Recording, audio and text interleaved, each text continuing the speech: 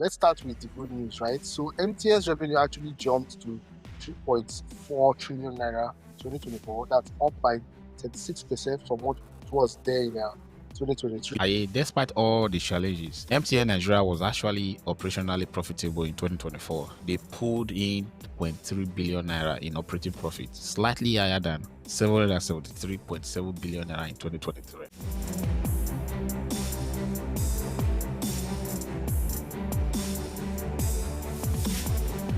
Hello, welcome to the Nigerian Investors Podcast, the unofficial podcast that tracks and reports on the activities of the Nigerian boss. My name is Mudi, and with my colleague Aye, we will be hosting this podcast. TNI podcast is dedicated to stimulating a renewed enthusiasm among the general population with regard to the activities of the Nigerian Stock Exchange. Ultimately, the goal of TNI is to see that many Nigerians from all walks of life, both at home and in the diasporas, become active participants on the floor of the Nigerian Stock Exchange. Before we go further, we would like to place on record TNI podcast is solely for educational purposes and not a replacement for professional financial advice. Let's begin.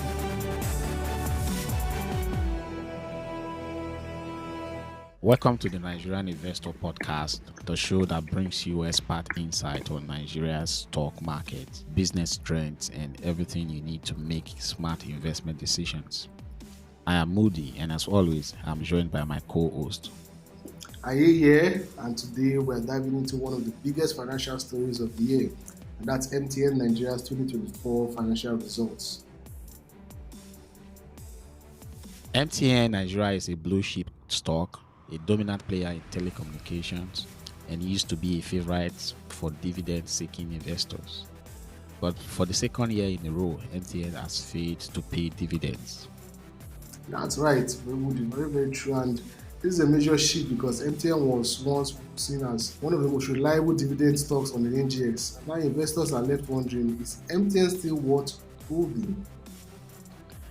Let's quickly look at the results because the numbers are in, and I must tell you, they're not looking pretty at all. Everyone is sad, especially investors that are deep in MTN. MTN reported a 400.4 billion naira net loss compared to 137 billion naira last year. With rising costs, a debt burden, and most shockingly, negative shareholder equity, this raises big questions. Very big questions indeed. Like, for example, what does this mean for investors? Is MTN still a strong buy, or should you be worried? Let's break it all down for you so that you can see what's really going on. Let's start with the good news, right? So MTN's revenue actually jumped to 3.4 trillion naira 2024. That's up by 36% from what it was there in 2023. Absolutely, that's a strong sign that demand for telecom services is growing. With Nigerians increasing mobile penetration and data usage, MTN is cashing in. Despite all the challenges, MTN Nigeria was actually operationally profitable in 2024. They pulled in 778.3 billion naira in operating profit, slightly higher than 773.7 billion naira in 2023. That's very true, Gunji, but the problem here is that it doesn't really match the revenue growth we saw, right? I mean, we saw the revenue grow by 36%, and although operating profit is positive, it didn't grow by much. And the issue is direct network operating cost actually jumped, nearly doubling from 655.2 billion in 2023 to 1.2 trillion. Actually, that's a very huge increase in direct network operating cost, and that definitely impacted their margins. That definitely had a huge impact on the operating profit. Exactly, but what really pushed MTN into a loss was their finance cost and net foreign exchange losses. They had over 925.4 billion naira in forex losses alone. That's almost a trillion naira. That's thanks to the naira devaluation, making their foreign loans much more expensive. And now MTN is trying to turn things around, like what we saw in February 2025, right? Just this last month, they raised data and voice prices by 50% thanks to the NCC's approved tariff hike. Yeah, according to the NCC, they said it's about keeping the sector sustainable. But will this be enough to push MTN back to profitability in 2025? That's a big question.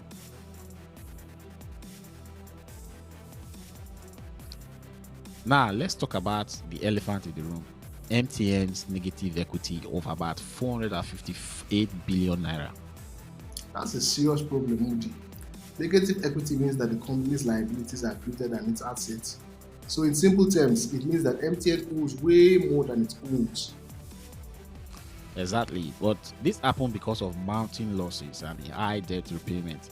Their total liabilities jumped to 4.65 trillion naira. We're talking about trillion naira, not billion, not million, trillion naira. That's Those are huge. very huge figures, Moody, very huge figures. That brings us to debt, right? MTN borrowed massively in the previous years and now they are paying the price with 988 billion naira in loan repayments in 2024 alone. That's almost a trillion as well. Yeah, that's it. So investors need to ask, can MTN service its debt and return to profitability? That's a million naira question. Or what can I say? A billion or even a trillion naira question.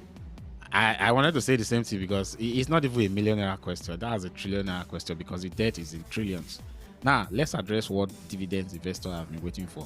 MTN is not paying dividends again for the second year in a row, which is very, very sad for those people that are dividend investors. That's Yeah, I not a tell good you, news for them. not a good news at all. And it's a huge shift since MTN used to be a top dividend paying stock on the NGX, right? It usually pays dividends consistently to investors.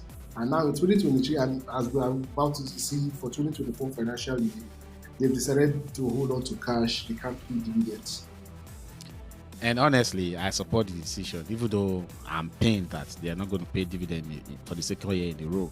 MTN is in a tough financial position, and paying dividends while struggling with debt would be reckless.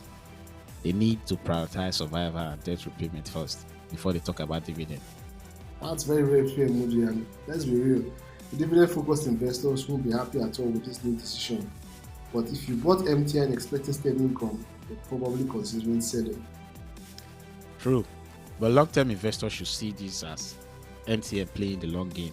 If they stabilize, dividend could return in the future. I've seen companies in the past that suspended paying dividend because they were in a deep shit, and once they are able to come out of it, they started paying dividends. So this is not something new. Let's see the effect of this tariff hike and see if it's going to really help them, and see how far they're willing to go in terms of paying down their debt. That's very, very true, Moody. Very, very true. Very, very clear observation. And let's be very, very clear too. MTN is still a very strong company. Like it's still a dominant player in its industry. It still has a huge market share. And like Moody said, with this tariff hike, we are hoping to. I mean, MTN did acquire more subscribers last year. So with the increase in tariff hike, we are hoping to see that the company might just return to profitability in 2025. We're looking forward to Q1 results, which should be out after March. That's not too far from now, right? And once we see that, we'll be able to see for ourselves whether MTN will eventually not just return back to profitability, but also return back to dividend payments. Hopefully 2025, maybe 2026, let's see how it goes. Yeah, that's true. What I just said is very true. I mean, if you look at the Nigerian stock market, there are very few companies that have market capitalization of over a trillion naira, and MTN is one of them. So if you look at it from that angle, MTN is a huge company. In Nigeria, they have the largest market share in terms of penetration and subscribers and all that. So those are some of the things investors should also look at. I think the major problem with MTN right now is the debt. The debt is so much, and most of the debt that they own is foreign debt, and these forex issues is really, really telling negatively on them. And so yes, the risks are real. Let's be frank. Here is what investors should consider: the pros and the cons. In terms of pros, NTA has a strong revenue growth, and there is telecom demand, which is still rising in Nigeria. There is positive operating cash as well. But when you look at the cons, you see that there is high debt bonding, and the forex losses remains a threat. We can't shy away from that. And no dividend for the second straight year. I might take that. I don't really see that as a con, but some people might see it as something negative. But I can live with that. Yeah, I too can live with that actually. And I think for most long-term investors, MTN might still be a hold if you really believe that they can recover. I believe that they can recover in given time. I mean, it's just one big issue, and we know this debt issue is likely probably unrealized foreign exchange losses that we made. So any reversal, and as we've seen over the past few months, the naira has strengthened. Although we don't know how long term that will be, but I mean, it does give a positive chance that MTN will return to profitability in 2025, and we hope to see that. But in the short term, honestly, MTN is going to be a risky bet for some investors. Yes, especially those who are traders. I agree. If you are a dividend focused investor, look elsewhere for now. If you believe MTN can manage its debt and return to profit, buy on the dip. And that's a wrap on today's episode. If you hold MTN stock, let us know. Are you buying? Are you selling? Or are you holding? Um, I'm sitting on good profit with MTN, so I'll probably sell some units and just hold on to the others. And also, don't forget to subscribe to the Nigerian Investor Podcast for more market insights. Follow us on social media for real-time updates as well. And until next time, we advise you to invest wisely.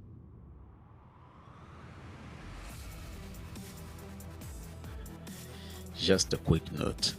This episode was recorded on the 4th of March.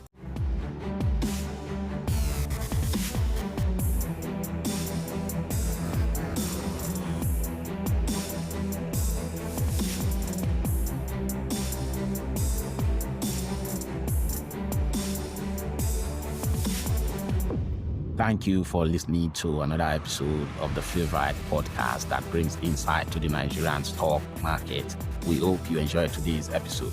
To get more episodes like this, follow us on YouTube, Twitter, Facebook, Instagram, TikTok, Amazon Music, Apple Podcasts, Spotify Podcasts, as well as on our website. All this information is available in the show note below this episode. Until we bring you another episode your way next week. Bye for now. TNI Podcast is executive produced by Mudi. This episode was edited by Rona at Rockwari Village Studio.